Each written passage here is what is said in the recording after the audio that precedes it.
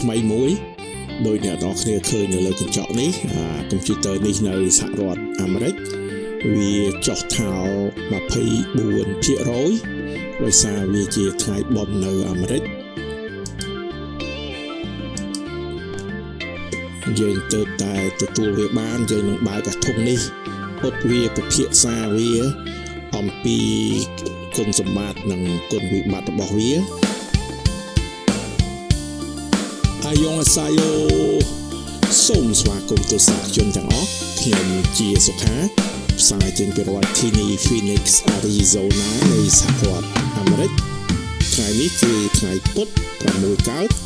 ខែមករាឆ្នាំអាសាញ់ពុទ្ធសករាជ2569ត្រូវនៅថ្ងៃទី26ខែវិច្ឆិកាឆ្នាំ2025ចំពោះទស្សនិកជនដែលចង់ចម្រើនវិជ្ជាអស់នេះអាចចុះឈ្មោះរៀនវិជ្ជាអស់នេះគឺរៀនមិនអស់លុយអ្វីទេឲ្យតែចេះនិយាយហើយនឹងសរសេរអក្សរខ្មែរកម្មវិធីចុះឈ្មោះគឺនៅក្នុង YouTube description ឥឡូវយើងពិភាក្សាអំពីហេតុអ្វីគ្រូទិញmodel មួយនេះចំណុចទី1គឺគ្រូចង់បានស៊េរី Intel ថ្មីដែល chip របស់វាហៅថា285នេះគឺchip ដែលវាចេញថ្មីចំណុចទី2ចង់បាន RAM របស់វាច្រើន RAM របស់វានេះដោយអ្នករកឃើញនេះពេលទិញវាឲ្យ 96 GB ហើយយើងអាចដំឡើងវាបានដល់128ហើយនឹងចំណុចមួយទៀតគ្រូចង់បានយើងអាចបន្ថែម memory ខ្លួនឯងmemory M2 ចំពោះmodel មួយនេះយើងអាចបន្ថែមដល់3បានដោយអ្នកនរគ្នាឃើញនៅលើកញ្ចក់នេះគ្រូទិញ2ថែម2ពីលើថែមខ្លួនឯងទៀតដល់មើលឃើញអត់មួយនេះ4 terabyte មួយនេះ4ដែរដូច្នេះនេះសម្រាប់ដាក់ទិន្នន័យហើយនេះសម្រាប់កាត់តវីដេអូអីចឹងទៅហើយនៅក្នុងរបស់វានេះវាឲ្យមកពីរោងចក្រ2 terabyte រួចទៅហើយដូចអ្នកទាំងអស់គ្នាមើលឃើញនេះដូច្នេះពីរនេះបើយើងគិតថាវាទូចពេកយើងអាចបន្ថែមវាបានដែរចំពោះmodel មួយនេះវាអាចទទួលដល់8 TB យើងអាចដាក់វាដល់3ដូច្នេះ3គុណនឹង8កូនកុំព្យូទ័រនេះtotal វាអាចទទួលបាន24 TB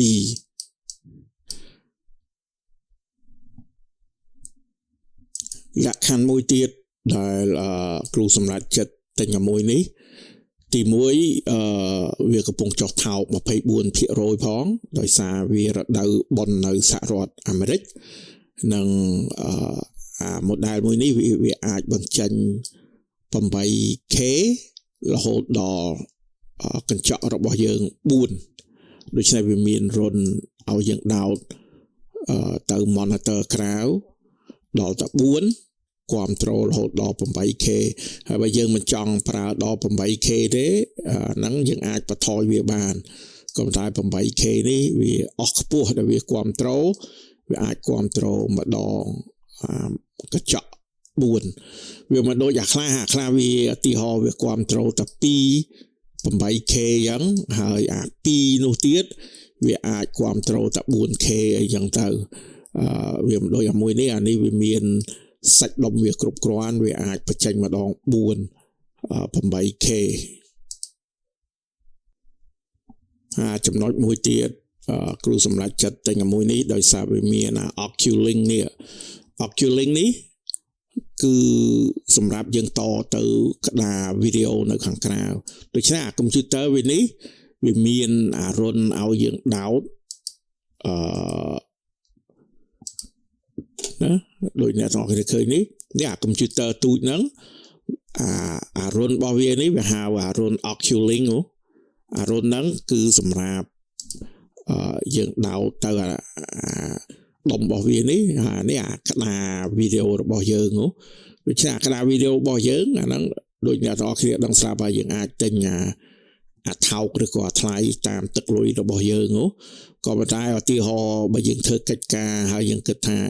អានេះវាស្ទុះអត់រួចវាត្រូវការកម្លាំងក្តារវីដេអូថែមទៀតយើងអាចប្រើកម្មវិធីនេះហើយទិញអាក្តារវីដេអូតាមការតម្រូវរបស់យើងនឹងទៅឧទាហរណ៍បើយើងធ្វើកិច្ចការខ្លះវាតម្រូវអាក្តារវីដេអូកម្លាំង8 RAM អីយ៉ាងនោះអាខ្លះតម្រូវ6 RAM អីយ៉ាងនោះអាខ្លះតម្រូវលេខខ្ពស់អីជាងនេះដោយសារវាប្រើ Oculus នេះគឺយើងអាចដំឡើងសាច់ដុំវាទៅតាមការតម្រូវរបស់យើងដោយយើងមិនបាច់ទិញកុំព្យូទ័រថ្មីដូច្នេះកុំព្យូទ័រដដែលហ្នឹងណាទូដដែលហ្នឹងយើងអាចបន្ថែមសាច់ដុំវាបានដោយយើងប្រើ Oculus នេះដើម្បីវាដំឡើងកម្លាំងក្តារវីដេអូទៅតាមកិច្ចការតម្រូវរបស់យើងនឹងហេតុផលមួយទៀតគ្រូទិញទូចនេះអានេះទូចដាក់លើបាតដៃបានចាំបន្តិចទៀតយើងនឹងបើកអាធុងរបស់វានេះអ៊ុតអានេះវាទៅមកដល់បានបើកធុងវាចំណុចមួយទៀតដែលគ្រូទិញវានេះគឺវាមាន chip AI នៅក្នុងនឹងហើយស្រាប់ណាពួកស៊េរី285នេះអានេះរបស់ Intel ខ្ពស់អស់លេខបច្ចុប្បន្នដែលវាមាន AI ហើយស្រាប់ធម្មតាក្នុងកុំព្យូទ័ររបស់យើងវាមានCPU វាមាន GPU GPU ហ្នឹងគឺសម្រាប់ក្តារវីដេអូCPU អានឹងខួរក្បាលរបស់វាក៏ប៉ុន្តែពីដូចជា2ឆ្នាំមុនហ្នឹងពួកIntel ហើយនិងAMD វាចាប់ផ្ដើមបញ្ចេញNPU នេះNPU ហ្នឹងអក្សរកាត់ដូចអ្នកទាំងគ្នាឃើញនេះអានេះគឺប្រើសម្រាប់តែ AI មួយមុខណាដោយGPU នេះយើង GPU អក្សរកាត់វា graphic ដូច្នេះបើយើងធ្វើកិច្ចការតាក់ទងនឹង graphic ដែលត្រូវការសាច់ដុំខ្លាំងគឺវាពឹងទៅលើអានេះGPU ហ្នឹងចុះបើយើងធ្វើកិច្ចការ AI ដែលវាត្រូវការសាច់ដុំ AI កុំព្យូទ័រដែលអត់មានNPU នេះវាមិនប្រើពីរនាក់នេះCPU GPU លក្ខណៈនេះដែលវាអាចធ្វើកិច្ចការយឺតពីព្រោះពីរនាក់នេះវាមិន design សម្រាប់ AI វាមិនដូចពួកស៊េរីថ្មីដែលវាមាន chip NPU នេះគឺអានេះវាផលិតតម្រូវ AI តែម្ដងហើយកាលពីឆ្នាំមុនដែលគ្រូទិញកុំព្យូទ័រជិត$10,000វាថ្លៃដោយសារដោយក្តារ graphic របស់វានេះអ្នកទាំងគ្នាមើលឃើញមើលអានេះឃើញហើយណាគាត់ណាក្តារ graphic វាអានេះវាចុះថោកផងកាលឆ្នាំមុនជាង$10,000ឥឡូវនេះវាចុះនៅសល់9,000ជាងហើយអានេះវាផលិតតម្រូវ AI សម្រាប់យើង design សម្រាប់យើងរត់ simulation អីដូច្នេះពួកស៊េរី6000នេះគឺសម្រាប់ពួកស្រាវជ្រាវដូចជាគ្រូយ៉ាងស្រាវជ្រាវវិជ្ជាថ្មីយើងប្រើខួរក្បាលមនុស្សក៏បានដែរគ្រាន់តែយើងប្រើខួរក្បាលវាកិច្ចការវាទៅយឺតអានេះដូចយើងធ្វើស្រែប្រើត្រាក់ទ័រហើយធ្វើស្រែប្រើកម្លាំងបាយវាបានផលដូចតែគ្នាហ្នឹងគ្រាន់តែបើយើងប្រើត្រាក់ទ័រវាទៅលឿនបើយើងព្យួរប្រើកម្លាំងបាយវាទៅយឺតដូច្នេះបើយើងចង់បានលទ្ធផលលឿនតើតើយើងចំណាយលុយ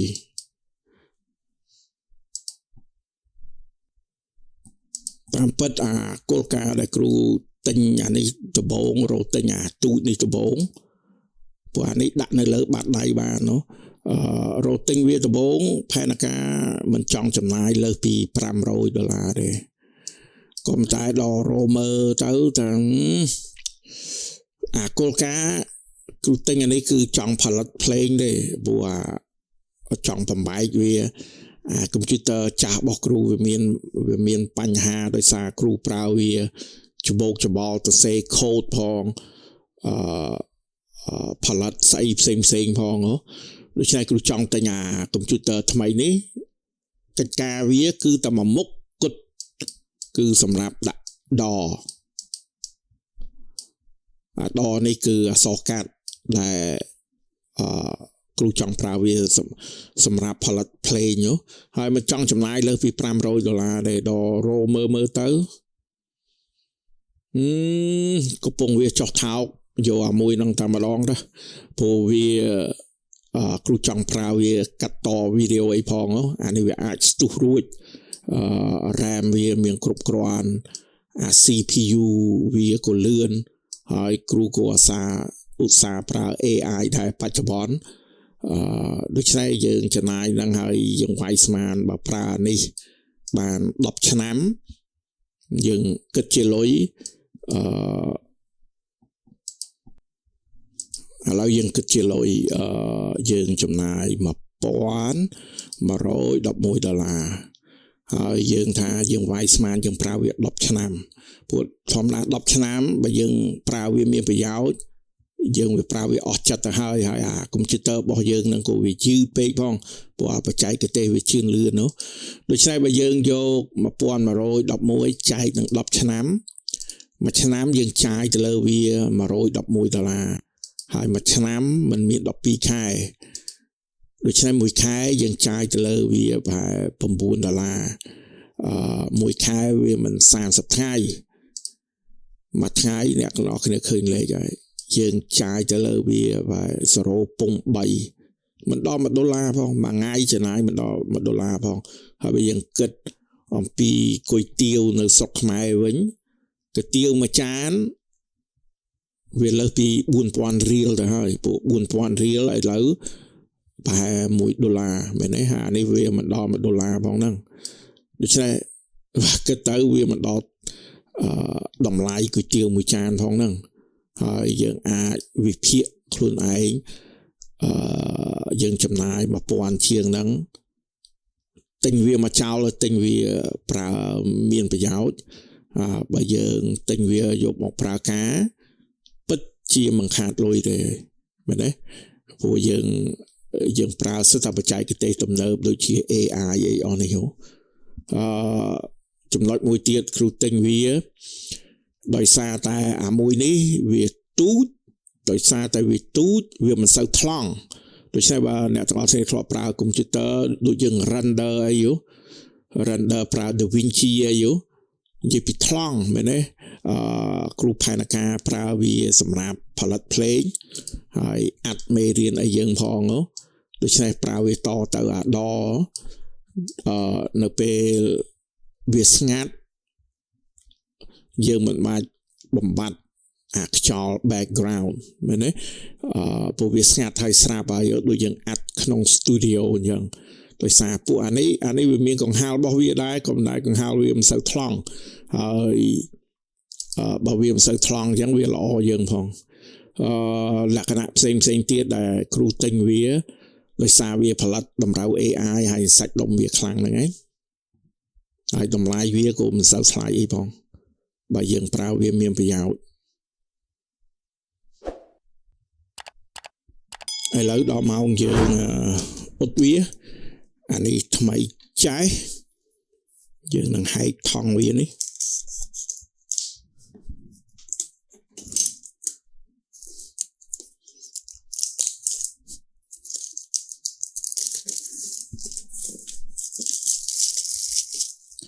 យើងអ៊ុតវា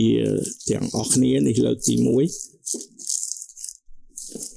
គ្រូធ្លាប់ប្រើអា model ទូចចេះដែរសម្រាប់ server សម្រាប់មើលកុនអានេះលើកទី1ទិញអាទូចប្រភេទនេះសម្រាប់ផលិតចម្រៀងសម្រាប់កាត់តវីដេអូដូច្នេះបើពួកសិស្សដែលត្រូវការកុំព្យូទ័ររងចាំលទ្ធផលព្រោះបច្ចុប្បន្នយើងគ្រាន់តែអាន specs របស់វាជួនកាលអា spec របស់វាមើលទៅគួរឲ្យចាប់អារម្មណ៍ដល់ប្រើការមែនទែនប្រើវាអត់កើត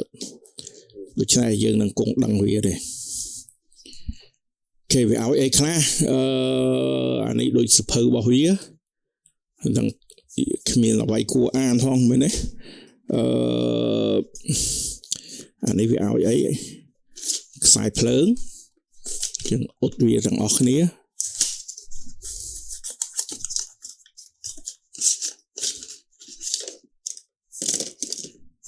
ឲ្យដុំភ្លើងអានេះមើល148វ៉ាត់ដឹងអ្នកទាំងអស់គ្នាមើលឃើញទេ148វ៉ាត់ដូច្នេះវាមិនស៊ីភ្លើងបានផងវាមិនដូចពួកអាធំដែលគ្រូប្រើសិតតែ2000វ៉ាត់អីអាហ្នឹងផ្ទះនៅអាស៊ីខ្លះភ្លើងរត់អត់រួចផងព្រោះវាស៊ីភ្លើងខ្លាំងពេកអូខេយើងបើកនេះមើលស្អីគេអានេះអូខេអានេះខ្សែភ្លើងអានេះវាឲ្យស្អីគេអូខ្សែHDMI វាឲ្យមួយមកឲ្យខ្សែភ្លើងដូច្នេះវាអ្វីដែលយើងត្រូវការវាឲ្យមកគ្រប់ហើយអានេះកាតវាសម្រាប់ស្អីវាទេអានេះដូចធានាមែន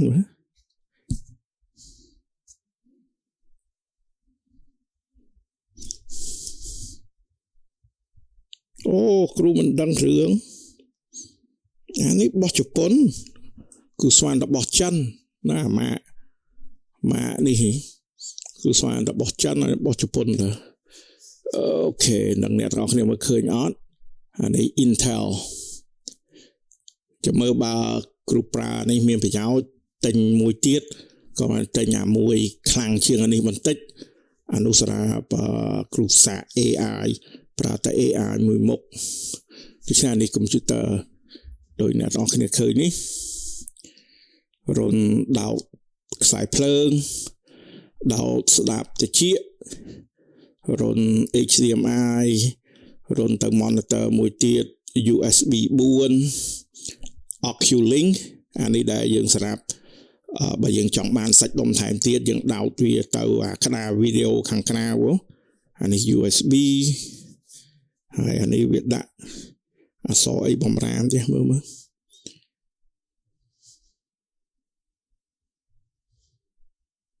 អូខេអានេះវាគ្រាន់ដាក់បំរាមដើម្បីឲ្យវាលើកទី1យើងប្រើវាកុំអាលវាបំរាមកុំអាលដោតទៅអ៊ីនធឺណិតបើដោតអ៊ីនធឺណិតវាអាច set up យូរហើយអ៊ីនធឺណិតរបស់វីអូមួយទៀតចំណុចមួយទៀតគ្រូផ្លេចនិយាយលើកមុនគ្រូចង់បានប្រើអ៊ីនធឺណិត2ហ្នឹងប្រើអ៊ីនធឺណិតម្ដង2អា model ជាច្រើនវាអាចប្រើអ៊ីនធឺណិតតែម្ដងមួយអាមួយនេះប្រើម្ដង2ដោយអាផ្ទះគ្រូនេះគ្រូប្រើអ៊ីនធឺណិតម្ដង5ខាងនេះសម្រាប់យើងបើក power អានេះគ្រាន់តែភ្លើងរុនវាប្រាប់ភ្លើងបិទបើកអីយ៉ាងទៅ USB ពណ៌ខៀវនេះ3ហើយនេះ USB C មួយខាងមុខ USB C មួយទៀតនៅខាងក្រោយហើយអានេះរុន headphone អានេះមានហៅ headphone នេះពាក្យចំហៅ headset ដែលយើងអាចស្ដាប់ផងហើយអាចនិយាយផងមានមីក្រូផងដូច្នេះបើយើងមាន headset យើងដោតដល់រុននេះរុនខាងក្រោយនេះអូដូចគ្នាដូច្នេះអានេះក៏អាចដោតពីក្រោយក៏បានដោតពីមុខនេះក៏បានដូចគ្នា headset ប្រើ headset ដូចគ្នាតែប៉ុណ្ណឹងអានេះបាតដៃយើងស្រាមផ្លើកអានេះដូចម្ដងកន្លះគីឡូផងតាមទំហំវាដាក់ស្រាមផ្លើកនេះទម្ងន់ប្រហែលឡាទូរស័ព្ទនេះមើលទំហំប្រហែលទូរស័ព្ទគ្រូនេះដែរអានេះទូរស័ព្ទ This is a reminder. Recharge headset. Alexa stop ណាទម្ងន់ប្រហែលបើអានេះយើងអត់ដាក់អញ្ជីងទេគ្រាន់តែថ្លឹង ប្រហែលទូរស័ព្ទរបស់គ្រូទូរស័ព្ទបត់បាននេះដែរពួកទូរស័ព្ទបត់បាននេះ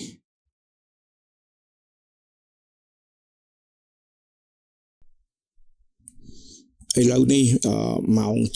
7:10យប់នៅអាមេរិកហើយគ្រូនឹងបង្ហោះ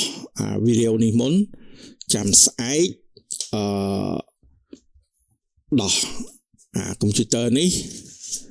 ថែមmemory 2នេះនេះ4 TB រួចហើយចាំ